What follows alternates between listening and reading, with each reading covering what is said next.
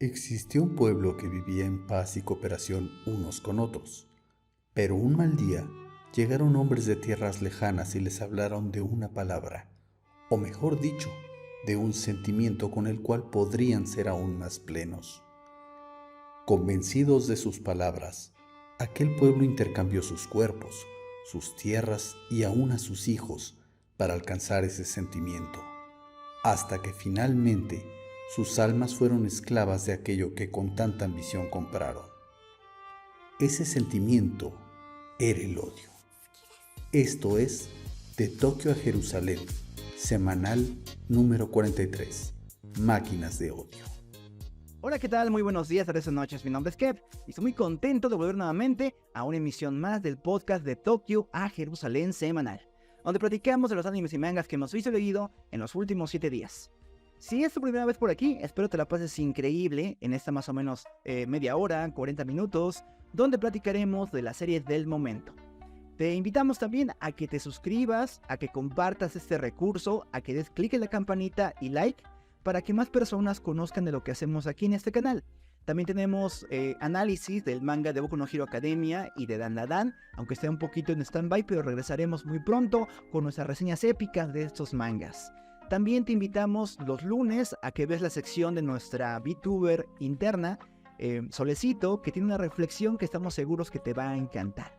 Y tendremos muchas sorpresas próximamente, pero si no das clic en la campanita, si no te suscribes, no sabrás de ellas.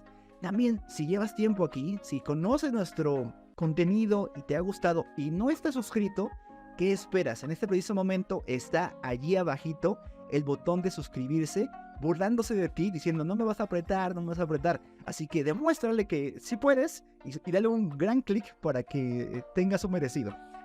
También te invitamos, si crees en nuestro proyecto, si has confiado en que tenemos algo que decir, que te unas a nuestro equipo de patrocinadores que está en patreon.com/, de Tokio a Jerusalén. Además de la satisfacción de ayudarnos, podrás también tener acceso a episodios exclusivos y episodios adelantados, además de muchas sorpresas más, como está el audiolibro de nuestro hermano Joan Contreras llamado Como Héroes, y muchas cosas que iremos agregando poco a poco, de las cuales no tendrás acceso alguno a menos que des clic en ese botón de unirte a patrocinadores, de ser nuestro mecenas, nuestro Patreon. Entonces, estás invitado tanto a suscribirte, tanto a darle like, compartir, comentar, patrocinarnos, ayudarnos a que llegue esto a más gente, que finalmente es nuestra finalidad, con mucho cariño, que podamos dar un contenido relevante, divertido e interesante sobre las series que tanto nos gustan. Ahora sí, después de tanto anuncio parroquial, vamos a iniciar a lo que te trajo aquí, a la carnita de este podcast. Vamos a hablar de un anime muy particular, muy esperado por mí y que tontamente se me olvidó que se estrenaba esta temporada. Creí que era en la siguiente, en la temporada de invierno, pero no, es de otoño. Y muy imprudentemente dije en el podcast pasado, en el de Frieren, que Frieren no tenía mucha competencia en esa temporada salvo Spy Family. Iba a ser el anime indiscutible de la temporada. Y recordé que esto iba a estar en Netflix y me dio una cachetadota porque realmente creo que podría ser el manga del cual vamos a hablar hoy superior a Frieren. Y no estoy hablando de otro, sino de Blood. Un anime que se estrenó entero en Netflix hace una semana, semana y media, o 2 semanas para cuando se publique este podcast.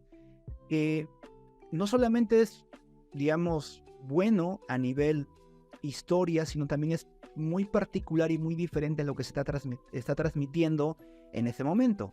No es por demeritar a Frieren, pero es otro isekai. Muy grande, muy importante, pero es, digamos, fácil para un anime de este género ser popular, porque ya, digamos, va con la ola de lo que está de moda en este momento. Pero Pluto es diferente, y de eso vamos a hablar en esta emisión. Quiero mostrarles, antes de hablar del manga, mi colección del autor. Pluto es un anime y manga cuya historia es creada en colaboración de 2 autores. Uno es Naoki Urasawa, un grande, y su coautor Takashi Nagasaki. Aquí tengo otras obras del mismo autor, de Naoki Urasawa. Tenemos el clásico de clásicos, creo que es su referente máximo, Monster, en la editorial Panini. Y tenemos también aquí 21st Century Boys, también de este autor, en este caso de Viz Media en inglés. La edición que tengo de Pluto es de Planeta Comic, no es la edición de Panini, que me parece que va en el tomo 6 actualmente, está en circulación. Entre los elementos que tienen en común esas obras se encuentran, por ejemplo, la existencia de ciertos seres con la capacidad de manipular a otros, de hacer que otros hagan su voluntad. En esas obras se muestra como también es el trasfondo de estos personajes que no vienen de la nada, la sociedad, las circunstancias y también cierta tendencia maligna en ellos los va formando. En su principal obra, Monster, que también tiene un anime, no sé si está en este momento en Netflix, trata la historia de Tenma, un médico cuyo dilema es si todas las vidas valen lo mismo y cuyas consecuencias de la respuesta que da a este dilema las tiene que cargar toda su vida. Es una gran historia y se la recomiendo ampliamente. Está increíble. Otra obra importante es 20th Century Boys, 21st Century Boys. Bueno, 20th Century Boys. Este es el último tomo. Otro elemento importante de la obra de Naoki Urasawa es la esperanza, los niños como esperanza de una nación. Los niños en sus juegos infantiles, pensando que pueden ser héroes, que pueden derrotar al villano, también son esperanza de un país en decadencia que se ha dinamitado a sí mismo. Pero a su vez es muy realista en el sentido de que esta misma infancia y estos mismos orígenes heroicos de ellos pueden emerger villanos. Una gran obra. Pluto va a compartir ambos elementos, personajes con capacidades de manipulación increíbles y también esperanza en que la nueva generación va a lograr resolver los problemas que ha causado la presente. Pluto se ambienta en el universo creado por Osamu Tezuka en su gran obra llamada Astro Boy. Toma prestado todos los elementos, pero reconfigura una de los arcos argumentales principales de esta obra, llamado el robot más fuerte. En este contexto, Naoki Urasawa y Takashi Nagasaki reinterpretan los hechos ocurridos. Me estaba viendo parte de un anime que, si no me equivoco, creado en 2004 o algo así, que retoma el arco de Robot Más Fuerte de Astro Boy, y es un shonen muy clásico, muy kodomo, muy bonito, donde Astro Boy lucha contra el enemigo final y ya saben, no está perdiendo, no tiene la fuerza suficiente, está casi siendo derrotado. Sin embargo, los niños que están viendo la transmisión empiezan a darle aliento. Tú puedes, Astro Boy, creemos en ti, Astro Boy, Astro Boy. Y este sentimiento se transmite de alguna forma al interior de Atom, de Astro Boy, y se levanta con fuerza y logra no solamente ponerse al tú a tú con el enemigo, sino además hacerle recapacitar si esta lucha tiene coherencia. Es hermoso, es muy clásico, muy lindo. Sin embargo, la forma en que ahora reinterpreta la obra Pluto, este arco, es completamente seinen, completamente oscura. Ahora sí, empecemos a hablar de Pluto. Si no has visto nada de Astro Boy, no te preocupes, no es necesario ver Astro Boy para entender de qué trata esto. Plantea muy bien la historia Naoki Urasawa y su compañero. Trata la historia de este personaje que pueden ver en pantalla, de Gesis, que es un agente robot de la Europol, que es comisionado para investigar una serie de asesinatos que inician con un robot miembro del grupo de la élite de robots de los más avanzados, que es Mont Blanc. En este momento, para donde inicia la historia, Mont Blanc es un guardabosques muy respetado en Suiza, muy querido por niños por su cuidado al medio ambiente, que sin embargo, a pesar también de su enorme fuerza, es derrotado, humillado y parece que han puesto un par de cuernos en su cadáver, que está cimbrado en la tierra. Nadie puede creer que un robot tan fuerte y tan querido ha sido destruido de una forma tan humillante, tan definitiva. y Geshis ha sido comisionado para investigar, porque además también se especula que si atacó a este personaje que formó parte de la 39ª guerra de Asia Central, quizás también otros participantes de esta guerra también sean las víctimas. De hecho, no solamente robots, sino científicos y activistas que han pugnado por los derechos de los robots también se encuentran entre las víctimas de este asesino, cuya marca personal es colocar estos cuernos, astas, maderas o lo que sea en las cabezas de sus víctimas. Si recuerdan, en el podcast que dedicamos a Gene of I, platicamos sobre, obviamente, las leyes robóticas que creó Isaac Asimov, también sobre su concepción de lo que es un robot. Robot viene del checo robota, que significa esclavo, y parece más bien un eufemismo el hablar de robots. De lo que quería realmente platicar, que era de que si los esclavos, y pensemos en los tipos de esclavos en los que podría estar pensando Asimov, podrían tener una funcionalidad diferente, ¿no? Si tuviesen alma. Se plantea de esa forma, ¿no? La condición de esclavitud de los afrodescendientes, ¿no? En este mundo de Pluto estamos en una etapa donde empiezan a tener derechos los robots. Ya vimos más o menos, pensamos que es un robot, ¿no? Empiezan a tener ciertos derechos, pero no todos los grupos creen en que humanos y robots tengan igualdad.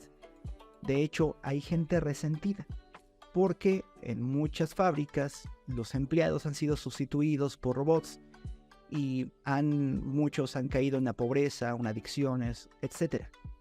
Junto con la investigación de Geshis, hay también un hombre que recibe el cuerpo de su hermano. Su cuerpo, él era un criminal, y cuando le entrega su cuerpo, él tiene ciertas dudas de la forma en que fue prendido y asesinado o ajusticiado, y va con un doctor y le hace una autopsia, lo descubre y ven que está hecho polvo. Y probablemente la única arma que pueda hacer este tipo pueda atacarlo de esta forma es utilizada por un robot. Tiene sus sospechas porque solamente hay un robot con la capacidad de lanzar este tipo de arma, y ese robot es Geshis, el mismo investigador que ha mantenido desde su punto de vista un historial impecable, que nunca ha traicionado esa tercera ley de Isaac Asimov, que dice que un robot no puede dañar por inacción o acción a un ser humano, o es la primera, ya no lo recuerdo. Tiene esta sospecha, este hombre, de que Geshis es el autor del asesinato de su hermano y que esto fue completamente extrajudicial. En paralelo, la primera escena nos muestra a un Geshis que tiene unas pesadillas bastante terribles. Desde su punto de vista nunca le ha hecho mal a un ser humano, pero esas pesadillas son recurrentes, como si él sí lo hubiera hecho. Y junto con la investigación de quién es el asesino de los robots, también está el descubrir que hay algo oculto en su memoria. Hay alguna cosa que está allí que le atormenta siempre. Ahora viene un pequeño spoiler. Mucho más adelante en la historia, por azares del destino, Geshis termina siendo el guardaespaldas de este hombre que intentó atacarle y matarle. Y en algún momento le pregunta a Geshis, a este hombre, ¿el odio en el corazón del hombre termina? Le pregunta con intención sincera de conocer. Y me gustaría plantearte esa misma pregunta, sabiendo lo que está pasando en este momento en el mundo, conflictos bélicos entre Ucrania y Rusia, Israel y Palestina o Hamas, y muchas otras cosas más que hemos visto en el tiempo que hemos estado en esta tierra. Yo quisiera preguntarte, ¿alguna vez el odio termina? En el siguiente segmento examinaremos esto con más detenimiento, pero me gustaría que en la caja de comentarios dejases tu opinión. Déjame ahí saber qué opinas, si el odio va a terminar, el odio que tú sientes a una persona o el odio que una nación siente hacia otra. Eso es De Tokio a Jerusalén semanal. Regresamos. En De Tokio a Jerusalén nos sumergimos en el anime y la cultura japonesa para ayudar a sus fans a reflexionar sobre temas filosóficos y de la sociedad actual, pero sobre todo para acercarlos a Jesús. Esto lo hacemos a través de podcasts semanales de las series del momento, reseñas, videoensayos y evangelismo personal. Y planeamos seguir creciendo, haciendo transmisiones en directo y teniendo presencia en los principales eventos de la cultura otaku, para comunicar así el mensaje del evangelio. Y muchas otras cosas más. Y para lograrlo, necesitamos de tu ayuda. Aporta económicamente a través del Patreon. Ora por el ministerio. Y difunde, y usa los recursos que publicamos. Con tu ayuda, podremos crear más y mejor contenido que alcance a más personas. Así que únete a nuestro equipo de patrocinadores y ayúdanos a llevar a otros De Tokio a Jerusalén.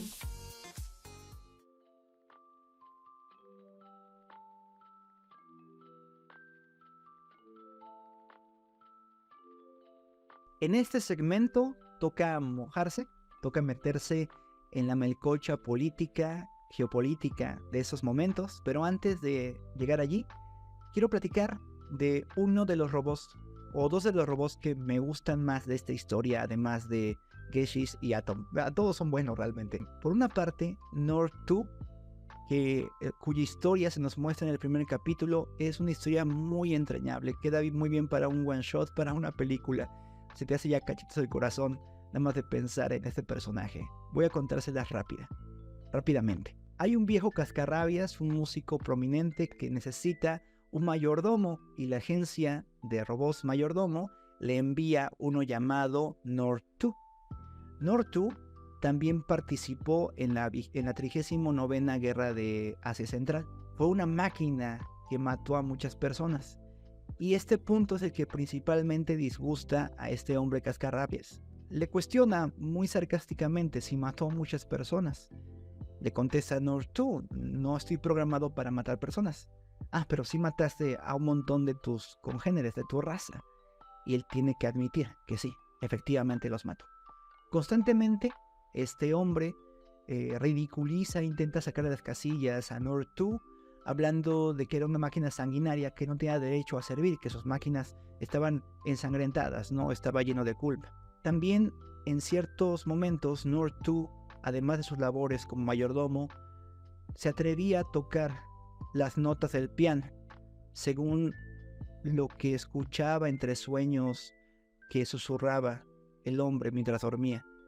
También él intentaba replicar esas notas que él decía en sueños. Lo reprendía y mucho más adelante o al final de esta breve historia, en la segunda mitad del primer capítulo, le explica a Nord 2 por qué él insistentemente sigue intentando tocar el piano. Es una cosa muy desgarradora y les recomiendo que vean la escena.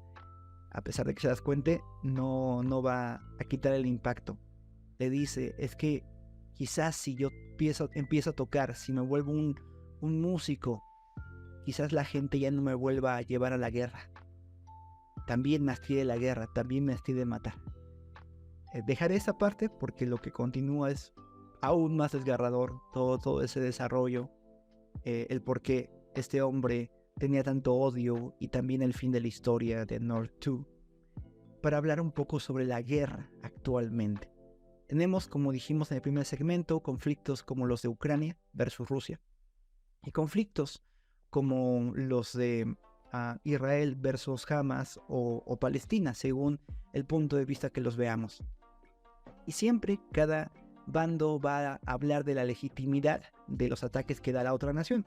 Por ejemplo, Estados Unidos hace muchos años postuló lo que se conoce como el destino manifiesto, que dice que ellos han recibido una revelación especial por parte de Dios para llevar civilización, libertad y democracia a las naciones, ¿no? Estos memes clásicos de encuentro petróleo, creo que necesita esa tierra de libertad y democracia.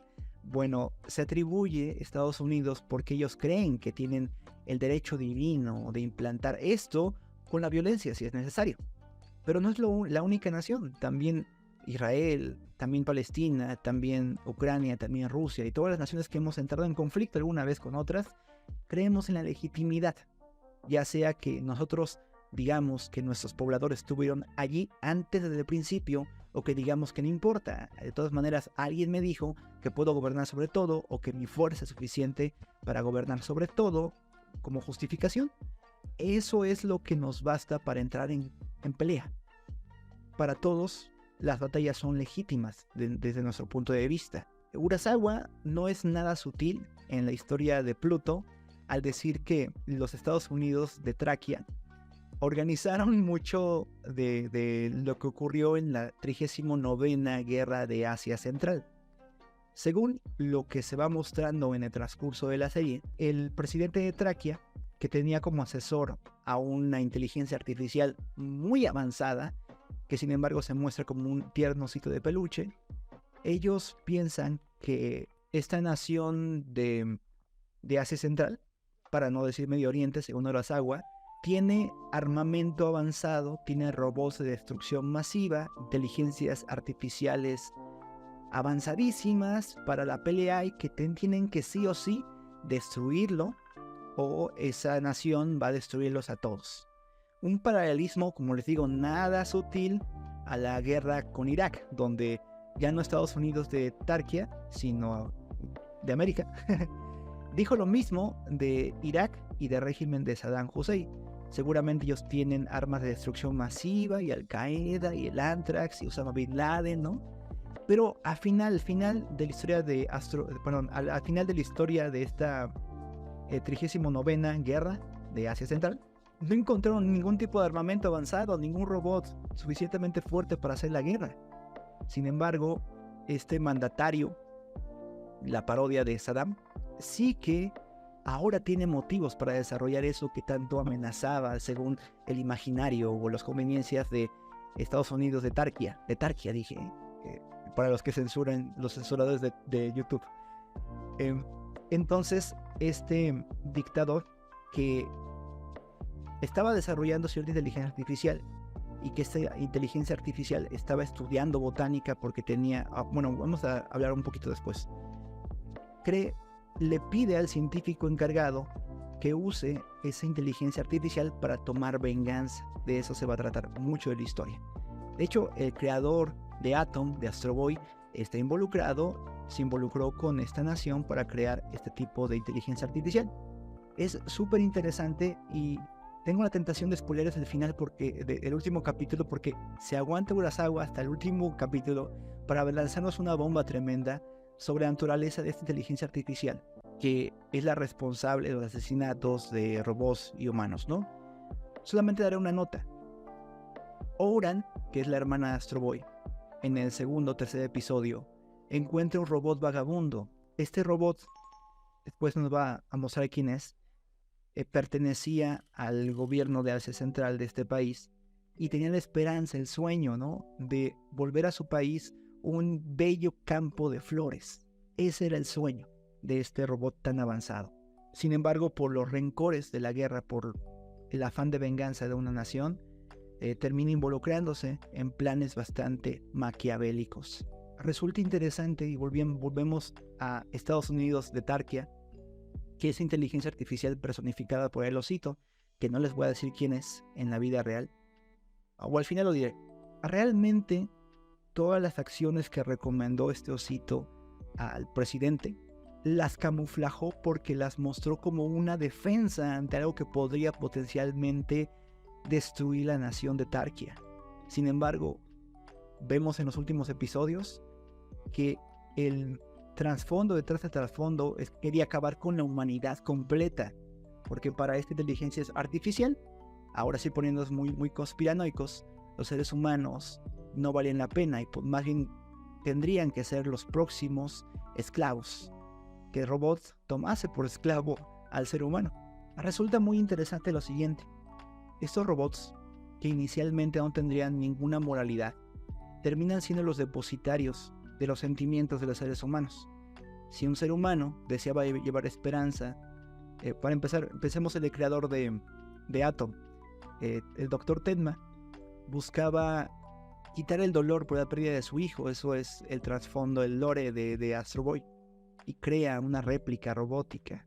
Desde ese sentimiento, Atom crece como intentando servir a la humanidad con un corazón verdadero, y poco a poco va ganando ese corazón, va ayudando a los demás.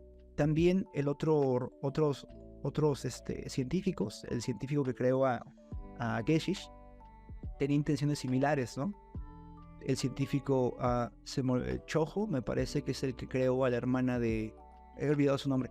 La hermana de Atom, de Ouran, la crea también con el fin de crear algo que más que batalle, que siente el dolor ajeno. Y me gusta mucho, es muy lindo, ver cómo estos sentimientos nobles y bellos son depositados en robots, pero es abismalmente difícil o duro, doloroso, cuando los sentimientos de un creador de esos robots o de un mandatario son de odio, de rechazo, de maldad.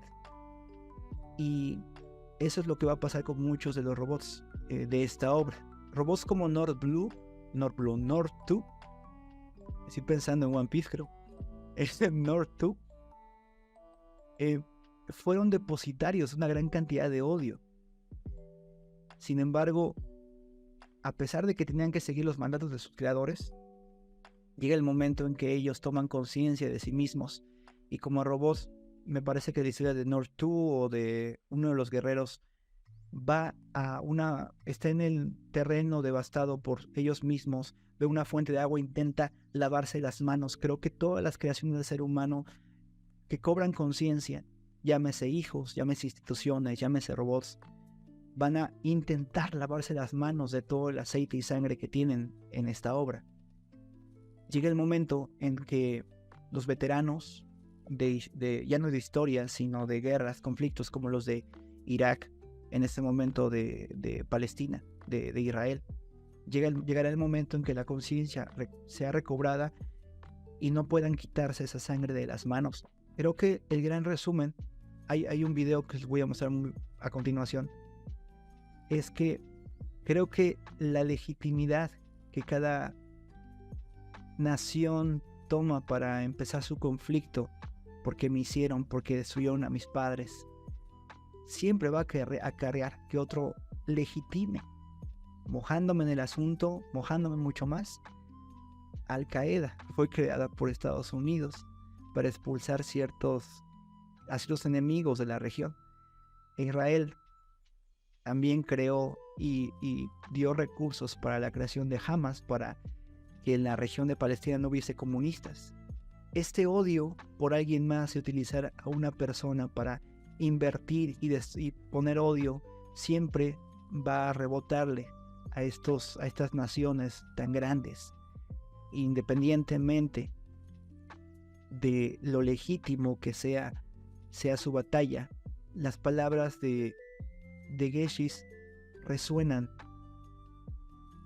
Cuando tú odias, cuando tu sentimiento principal es el odio, algo malo va a pasar. Siempre algo malo va a pasar. Esto es De Tokio a Jerusalén semanal. Regresamos.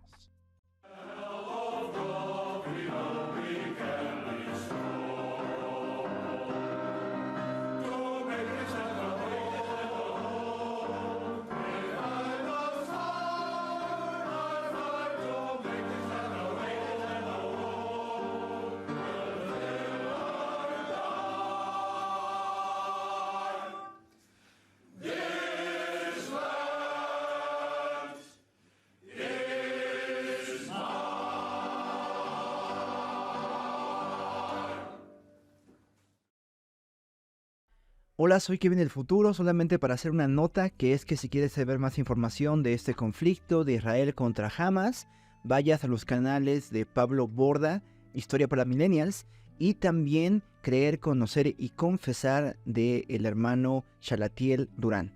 Vean esa información, creo que puede esclarecer mucho la opinión que tengo respecto a ese conflicto. Chao. Una de mis sagas favoritas de todos los tiempos es la de Orson Scott, la de Juego de Ender, y su contraparte, la saga de las sombras. Si vieron la película, un elemento que me gusta mucho es... no aparece en la película, aparece en la segunda novela. Es la existencia de una red que une a todas las conciencias, llamada Aoía. La Aoía, digamos que es algo espiritual, diagonal, físico, que se estimula según la cercanía de las personas. Por ejemplo, Ender y sus hermanos antes de que Ender fuera convocado a la Academia Espacial, tienen fuertes lazos, sobre todo Ender y su hermana. Tienen fuertes lazos y a pesar, por ejemplo, que empiezan a distanciarse no solamente físicamente, sino también espacio-temporalmente, esta red Aoya sigue uniéndolos y aparece ahí en el tercer libro o algo así, perdón por balbucear dato, y en el tercer libro o algo así, ocurren incluso milagros en este tipo de interacción mental, telepatía, teletransportación y otras cosas muy locas. Pero es muy bello como, en este caso, Orson Scott plantea la existencia de esta red entre conciencias. Algo similar ocurre en Astro Boy y algo similar ocurre también en Pluto. En la batalla que tiene la historia original de Astro Boy, del robot más fuerte, los niños ovacionan con todas sus fuerzas a Atom, a Astro Boy, y este clamor llega a él y le da fuerza. En Pluto, todos los robots y todos los seres humanos se vinculan, todos los seres de hecho, todas las conciencias, animales, robóticas o humanas, tienen cierto vínculo. Por eso Ouran, la hermana de Astro Boy, puede sentir el dolor y la tristeza de otros seres. Es un personajazo muy lindo. Yo tenía cierto conflicto porque no la vemos luchando, pero ya cuando ves toda la historia, todo lo que hizo Ouran, dices, wow, qué personaje. Ella, siendo robot, dice lo mismo Tenma. Esta es la obra maestra de su creador, del que no me acuerdo, Shoujo o algo así. Ouran puede sentir, y no solamente ella, también los robots en toda la serie de Pluto pueden sentir lo que está experimentando otro robot de los más fuertes. Pueden saber cuando alguien murió, lo intuyen, incluso pueden transmitirse datos. Y no solamente es una transmisión de unos y ceros, sino de sentimientos. Ocurre constantemente. Tan es así que por el episodio 5º, 6º, que Atom casi, spoiler, Atom muere, pero revive. Revive a través de que le inyectaron una serie de sentimientos muy fuertes y dolorosos, y eso rompe el cortocircuito o rompe la confusión que había en el cerebro de Atom. Pero Atom queda un tiempo como un estado catatónico y escribe la fórmula en su habitación de un arma de destrucción masiva. Esta fórmula que él crea, que ven todos los demás científicos, se transmite inmediatamente a todos los demás robots, incluyendo a Pluto, que es el asesino. Para ese momento ya le conocen por nombre y por figura. Y Pluto inmediatamente usa ese conocimiento y su creador usan ese conocimiento para crear una bomba que detonando en cierta área volcánica puede destruir a toda la humanidad. Pluto, si bien, no me voy a meter en spoiler porque es realmente bella la sorpresa, pero bueno, Pluto, si bien es un robot y no tendría que tener, sobre todo él en específico porque no participó en un conflicto bélico, no tendría que tener ningún sentimiento de odio, termina introyectando dentro de sí todo el odio de sus creadores y todo el odio contenido de todos los robots. También lo hace en su momento Astro Boy, Atom. Y cuando se encuentran en la batalla final es increíble este conflicto.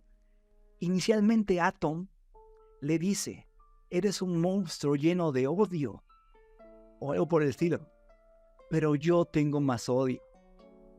Atom, ahora teniendo toda la conciencia del daño que ha causado este terrible robot a la humanidad y a sus amigos, a sus compañeros, a los que ha matado, está lleno de odio. Y créanme que, aunque yo me leí la historia, olvidé cómo el final me tuvo ahí tan inmerso que me dije, esta es la forma en que Atom va a derrotar a Pluto a través del odio. Y no es sino por una transmisión que dejó, spoiler, póstumamente Geshis, donde están todos los sentimientos contenidos de todas las demás víctimas, que él plantea esto: si inicias con el odio, todo va a salir mal. Y no es Atom evangelizando Nojutsu a Pluto, sino ambos consumidos por el dolor, por el odio, siendo evangelizados por esta conciencia compartida de los demás robots, que transmiten, como he dicho póstumamente, el sentimiento de yo sé, yo odié, yo acabé con una persona lleno de odio, pero reconozco que eso solamente va a traer mal. Sí, puedes derrotar a una persona con odio, y Atom lo iba a hacer. De hecho, Tenma, su creador, después de haberlo resucitado, le dice esto al otro científico. Ahora Atom es un robot completamente diferente, y para este momento Pluto se ha destruido. Lo dice muy fríamente. Y pudo haberlo hecho, es lo increíble, muy al estilo del Avatar, en su batalla final con el Señor del Fuego. Pero reciben esa descarga de sentimientos, de pensamientos de los otros 6 robots más avanzados, y ambos acaban en esa escena de conflicto donde Atom estuvo a punto de destruir a Pluto, como también Geishis en algún momento estuvo a punto de hacerlo. Pero ambos quedan tendidos con su mirada al cielo y reconocen que ese conflicto no era su conflicto. Alguien más les inventó el odio que tienen dentro. Geishis, en su encuentro final con Pluto, uno o 2 episodios antes, lo ve temblando de miedo. Lo ve ahí refugiado en los escombros. Él mismo causó ese derrumbe, como diciendo, ya no quiero pelear más. Y lo vio ahí tan indefenso, como alguien que había sido engañado, que había sido manipulado por un dictador o por un creador que solamente quería utilizarlo para el odio, para el mal. Y baja su arma Geishis, al igual que está bajando su arma Atom. Y aunque Geishis en esa escena anterior recibe la orden directa de su superior de mátalo, acaba con él, entiende que primeramente Pluto era inocente, era solamente un arma que había sido apuntada en lugar de ser lo que él estaba decidiendo ser, que era un pacifista, ¿no? Descubre también que su creador estaba siendo tomado como rehén y que esta información le está siendo velada, y por eso decide no matarle. Al igual Atom, a pesar de todo el odio que tiene contenido y también el odio que tiene Pluto a su vez, ambos reconocen que no es su pelea, que es el odio de alguien más.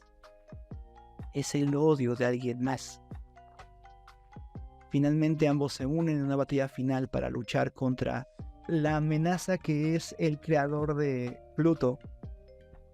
Es increíble, y aunque me gustaría dar el spoiler porque me daría más que hablar, definitivamente tienen que verlo.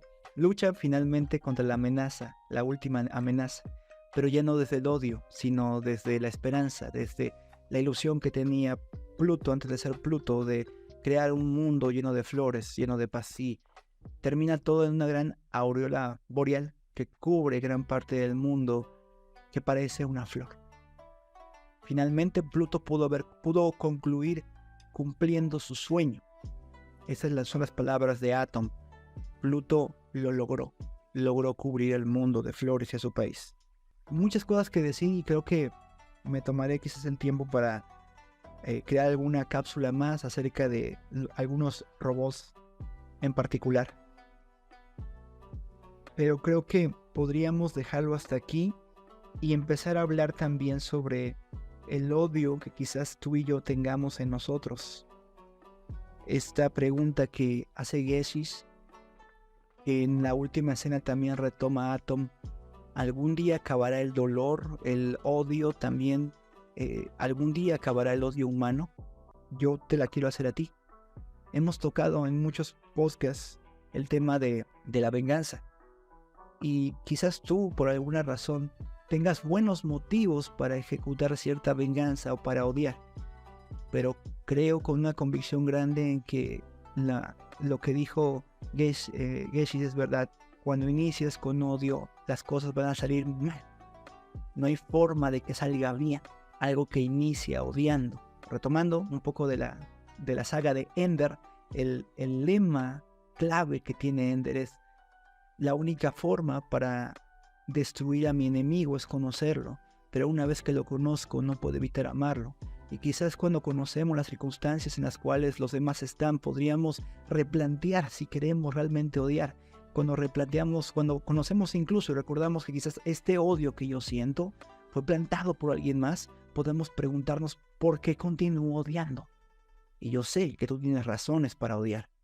Yo lo sé. Yo sé que está de tu lado la justicia, pero si inicias con el odio, va a acabar mal lo que siga. No es un discurso rosa.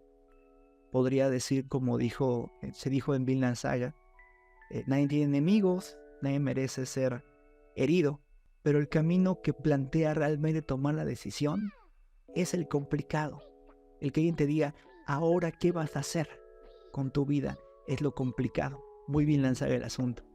Hace muy poco Belce hizo un podcast de Vinland Saga donde plantea las dos perspectivas, la de Thors diciendo esto, ¿no? Nadie tiene enemigos, nadie merece ser herido, y la de el otro padre de Thorfinn, se me olvidó, Asgard, es el barbón, el rubio, donde le pregunta a Thorfinn, ¿no? Con esta síntesis que hace de las dos posturas, la bélica y la pacifista, ¿qué vas a hacer al respecto ahora? Y yo te quiero preguntar a ti. Tienes estos mensajes que hemos hablado en Pluto, tienes muchas historias que te hablan de lo dulce o lo amargo de la venganza. La pregunta práctica es, ¿qué vas a hacer? ¿Qué vas a hacer hoy? ¿Vas a seguir odiando? ¿Vas a dar media vuelta? ¿Vas a huir de ese camino o de esa persona? ¿Vas a aplicarle de hielo? ¿O vas a perdonar? ¿Qué vas a hacer? No puedo yo decirte qué decisión tomar. Esa la tomas tú. Pero me gustaría orar para que la decisión que tomes, te dé paz y llegues a paz. Padre eterno, gracias porque tú estás aquí. Gracias, Señor, por esas historias, Señor, por este autor que toma tantos elementos de una forma tan obvia, tan paralela de la vida real y nos los muestra de otra forma. Nos los muestra de una forma que es más sencilla de digerir, Señor, pero también tiene la misma contundencia. También nos plantea de forma global qué vamos a hacer con este odio. Nos pone cuestiones de si algún día el odio de la humanidad acabará. Señor, tú viniste a esa tierra para acabar con las consecuencias del odio, para poner, Señor, los corazones de los rebeldes, de los justos, de los padres sobre los hijos en Israel, y también con toda la humanidad. Esa es tu respuesta al odio. Tú enviaste a un cordero inocente que carga la culpa de todos los hombres y que nos reconcilia nuevamente. Tú eres el chivo expiatorio sobre el cual cargamos nuestras deudas, nuestras culpas. Sobre él quisiste cargar todo el pecado, toda la maldad, para que nosotros pudiéramos reconciliarnos contigo y con nosotros mismos, con nuestros hermanos, con nuestros amigos. Padre eterno, tú planteas, Señor, una realidad cruda y difícil. La única forma en que tú nos mostraste la resolución de este problema es por el sacrificio cruento y sangriento de una víctima. Ayúdanos, Señor, a valorar ese sacrificio, hazlo interno, restaura y cambia los corazones llenos de odio, que quieren odiar, que quieren dar fin a su odio, Señor. La rabia que tienen las personas que han sido defraudadas, traicionadas, que han visto a sus familiares morir, Señor, resuélvela tú. Cambia el corazón, Señor, cambia el corazón, Padre Santo. En esta historia los robots podían de alguna forma borrar ciertos recuerdos de su mente, pero aún a ellos persistían. Tú decidiste, Señor, que nuestras mentes no olvidasen los momentos difíciles, pero tú, Señor, puedes darles paz y vendar la herida y resolverlos, resignificarlos, replantearlos y hacernos renacer. Señor, mi oración es corta y no basta, y yo no quiero vender a la persona que está escuchando y viendo esto una respuesta sencilla. Pero, Señor, tú estás allí. Tú estás allí con esa persona. Y no importa cuánto tarde su proceso, tú estás allí. No importa que consume su venganza. No importa que la persona asesine a otra persona. No importa que por el odio una persona aborte, una persona mate, una persona defraude y se vuelva igual que aquellos que le hicieron daño. Tú sigues estando allí. Tú sigues estando allí. Y te pido para todas las víctimas y victimarios, Señor, que escuchan este podcast, que tú llegues con una respuesta. Y te pedimos también por estos conflictos bélicos de personas que legitiman incluso en ti su guerra. Señor, lleva paz a esas conciencias, quítales el odio, quítales el rencor, alivia esos corazones. Señor, trae paz a Medio Oriente, trae paz, Padre Santo, a Rusia, a Ucrania, trae paz a México, Señor, a Centroamérica, a todos los lugares donde hay conflictos y guerrillas y delincuencia organizada, Señor, que legitiman, Padre Santo, sus batallas diciendo que son los buenos, son la justicia. Señor, tú eres el bueno, tú eres la justicia. Y tú, Señor, no vas a legitimar el derramamiento de sangre, aunque tú podrías hacerlo, aunque tú, Señor, tienes el derecho. Señor, tú traes paz, tú traes consuelo y traes amor, Señor, a toda la humanidad. Y te pedimos, Señor, que tú nos muestres, Señor, de esa gracia, que tú lleves gracia, que tú lleves paz. Gracias, Señor, por atender nuestro corazón y más que nada, por inclinar tú nuestro corazón a lo que tú, Señor, le tienes interés. No somos no somos nosotros llamándote la atención a ti para que veas, Señor, inclines tu cabeza a lo que nos duele. Eres tú invitándonos a ver con tus ojos lo que a ti te duele más, lo que te duele tanto que sacrificas a tu hijo que murió en la cruz. Tú sí estás comprometido con la venganza, con el odio, tú estás comprometido para resolverlo. Nosotros somos invitados a ese conflicto y a ver cómo tú, Señor, lo resuelves en la cruz. Hoy te pido, Señor, que en el corazón de la persona que escucha esto lata un corazón, Señor, que es el tuyo, que murió en la cruz para vendar su dolor, su lágrima, su odio, su angustia, su altivez, su deseo de venganza. Esa cruz, Padre Santo, que nos sana, que nos libera. En el nombre de mi Señor Jesús. Amén. Amén. Queda corto a cualquier cosa que pudiera decir respecto al odio que sentimos como humanidad, al odio que quizás tú tengas en tu corazón respecto a alguien que te hizo mal. Pero ahí está Dios. Y cuando este podcast termine, cuando me despida, Dios sigue allí. Si Dios sigue allí, queda en ti escuchar su voz, escuchar lo que quiere decirte, pedirle ayuda o no hacerlo. Y yo te recomiendo que cuando esta emisión cierre, vuelvas a orar. Busques con tus propias palabras, en oración, aquel que te va a escuchar. Y no importa si no crees en él, o si le odias, o si estás cansado y fastidiado de la vida, él te va a escuchar. Él te escucha. Él comprende tu dolor, porque lo experimentó, y comprende el odio que tienes, porque él también ha odiado toda esta maldad que ha sufrido y que ha sufrido la humanidad.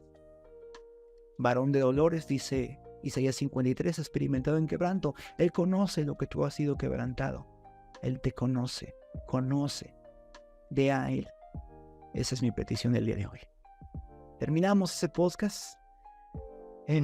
Creo que me hubiese gustado ampliar algunos puntos, pero creo que me siento satisfecho con lo que se ha hecho. Quizás lo haga. Quizás haga pequeños ensayos sobre algunos robots. Me faltó hablar sobre otros, sobre robots al que Geshis acude constantemente, que está comprobado que él mató, y a otros también que quisiera analizar, pero eso lo dirá el tiempo, si lo analizamos o no.